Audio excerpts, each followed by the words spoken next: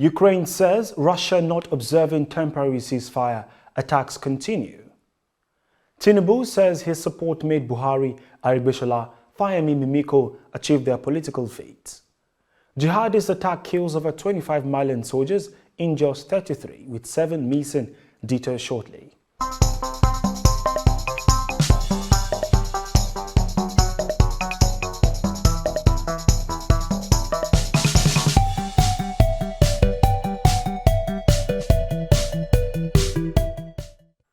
This is TOS Television, your digital first Pan-African news network. I am Merciful Ajinamo, and this is TOS News 360. A ceasefire agreed between Russia and Ukraine to allow civilians to leave the cities of Mariupol and Volnovakha is not being fully observed, Ukraine said. According to Mariupol City Council, fighting was still taking place in the Zaporizhia region, which is where the humanitarian corridor ends. The evacuation of civilians from Mariupol has been postponed, and residents were asked to disperse and find places of shelter. CNN and Bloomberg News have become the latest global media outlet to suspend their news gathering operations in Russia. President Vladimir Putin signed into law a new bill that punishes the spreading of fake news with jail terms of up to 15 years. Moscow said its enemies, such as the United States and the EU, are spreading false information in an attempt to sow discord among the Russian people. Away from Russian invasion to Nigeria, Asiwaju Bola Tinubu said he helped former governor of Osun and Ondo State, Ogbeni Rauf Aregbesola, Dr. Olusegun Mimiko respectively, Ekiti State Governor Dr. Kayode Fayemi and President Muhammadu Buhari, among others, to achieve their political goals.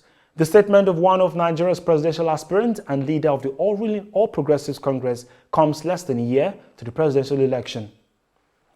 Dr. Olabode Ojoni of the Department of Languages and Linguistics, Osun State University, Ikere campus, has blamed weak female students for the menace of sex for grades in Nigerian higher institutions. Ojoni's appointment was terminated after he was caught nude on video having a romantic relationship with one of his students, Mercy Ikwe, in a hotel room. Recently, the National Industrial Court in Ibadan, Oyo State, acquitted him of the charges and ordered the varsity to pay him his arrears for the time he was suspended and duration which his terminated appointment lasted. The Lagos State government on Saturday condemned a viral video showing kegs of petrol handed out as souvenirs at an event center in Lagos. It said it will carry out an investigation.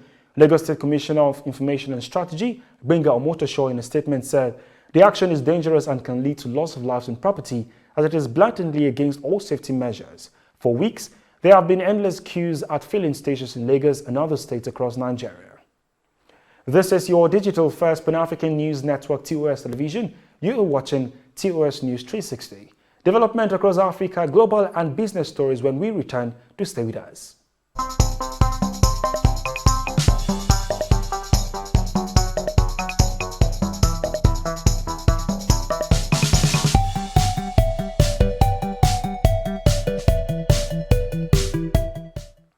Thank you for staying. The United Nations top official Stephanie Williams in conflict-scarred Libya has offered to mediate between political rivals in a renewed push for long-delayed elections, warning against escalation after a parallel government took office. On Thursday, the country's eastern-based parliament swore in Fathi Basada as the new prime minister in a challenge to interim prime minister Abdulhamid Al-Dibir has refused to step down until the long-delayed elections are held. A jihadist attack on a military camp in central Mali earlier on Friday killed 27 soldiers and 47 terrorists were neutralized, the country's army said. The fighting left 33 soldiers injured and 7 are missing, the army added in a statement, while 23 other suspects were neutralized later in the day. The United Nations peacekeeping mission said it was investigating the allegations. On health, research suggests that 12 to 64-year-olds, especially males ages 12 to 39, can lower the risk of myocarditis, which is the inflammation of the heart muscle, by giving an interval of 8 weeks between COVID-19 doses, the CDC said. CDC officials who said they were reacting to research also recommend that other eligible individuals, particularly the elderly and those with compromised immune systems, wait 3 weeks between Pfizer shot and 4 weeks between Moderna doses. On the business scene, Elon Musk, the world's richest man and founder of electronic car company Tesla, in a tweet on Saturday morning said there is an urgent need to increase oil and gas output to make up for reliance on Russian oil and gas export of 4 to 5 million barrels daily. This comes as several sanctions imposed on Russia have also not been applied towards its energy sector. After Russian troops bombed and seized Europe's largest nuclear power station on Friday, oil prices rose in a volatile session on growing fears that global supplies will be disrupted.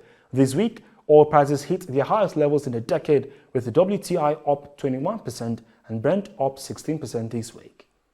And that is TOS News 360 on your digital first Pan-African news network. For more updates, visit www.tostvnetwork.com. Follow and like our social media handles on Facebook, Twitter and Instagram. And remember to subscribe on YouTube. Do stay with us and enjoy more programs on TOS Television Network. I am Merciful Ajinimo. Thanks for watching.